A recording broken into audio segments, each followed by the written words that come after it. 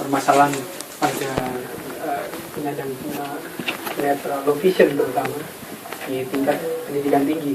Jadi kenapa saya ambil pendidikan ini, karena saya pikir dari 4 topik saya lihat itu pendidikan ini menurut saya paling dasar gitu.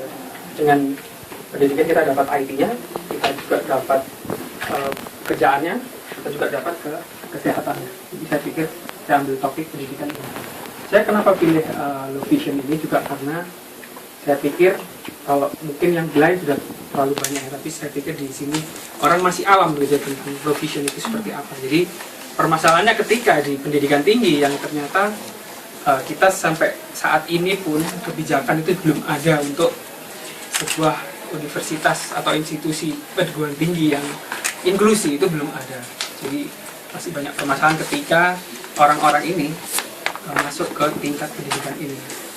Jadi salah satunya pemahaman yang kurang jadi dari para pendidik ini, sehingga ketika mereka akan memberikan satu treatment itu mereka juga bingung gitu. Jadi mereka ini harus diapakan, harus seperti apa gitu. Itu mereka masih bingung seperti itu. Dan kemudian salah satu permasalahannya lagi yaitu pada kesempatan. Jadi mereka tidak bisa memberikan kesempatan pada yang penyandang low vision ini, karena mereka pikir kita yang low vision, saya ini termasuk low vision. Jadi ketika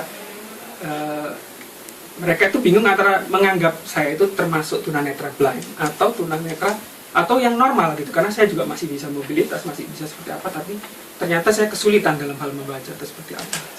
Jadi memang masih banyak permasalahannya yang saya langsung pada intinya. Memang kalau menurut saya ada 5 sih. Jadi pertama kebijakan yang memang masih belum ada, kemudian dari kesempatan, jadi memberikan kesempatan, pemahaman dari pendidik atau pihak yang terkait ya, kemudian dari segi keterampilan, dukungan dan support, dan juga keterampilan yang dimiliki oleh para penyandang low vision sendiri, jadi untuk beradaptasi dengan lingkungan perguruan tinggi.